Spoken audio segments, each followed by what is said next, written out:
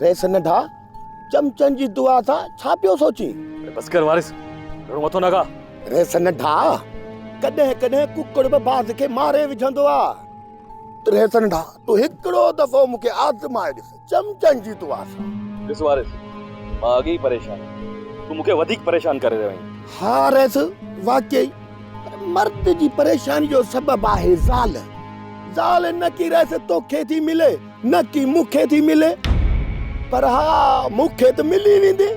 मामे सालिह मूंसां हा कई आहे, हा बस चमचन जी दुआ सां कुछ ॾींहंनि खां पोइ मां गानो वधंदो मां रेस गानो।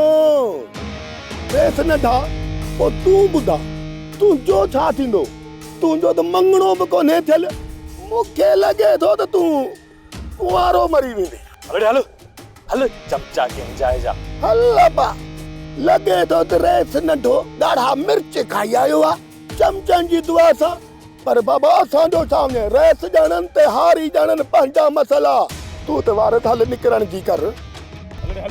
हल चमचा के जाए जा। हल सची ॻाल्हि आहे साईं, रेस बि को मिर्च खाई आयो आहे चमचन जी दुआ सां।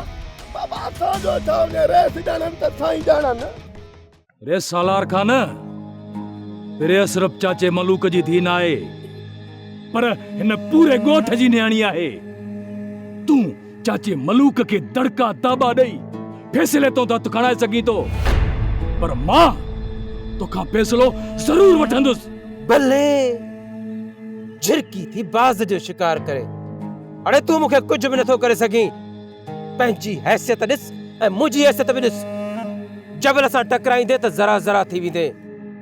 मलूक मूंखे माफ़ करे छॾियो आहे ऐं तूं बि वञ, हाणे वञ त अहिड़ो असर कंदो मां जो राज ॾिसंदई। वञ था हल। रे सालार खान इहो तोखे वक़्तु ॿुधाईंदो त केर केतिरे पाणी में आहे।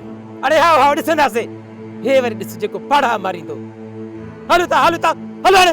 हाड़ा मारिया या न मारिया, पर तोखे अहिड़ो सबक सेखारींदुसि जो आईंदा तूं कंहिंजी बि न्याणी ॾांहुं अखि खणी न निहारींदे। बस कर सुल्तान, बस कर।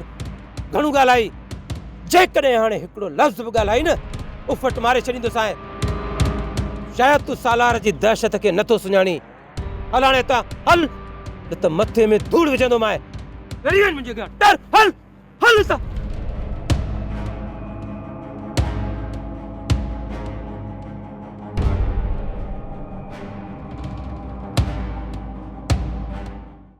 सोप सीरियल सिंध जाई तमाम एपिसोड्स ॾिसो हाणे HD क्वालिटीअ में। विज़िट करियो असांजो YouTube channel Sindh TV HD drama.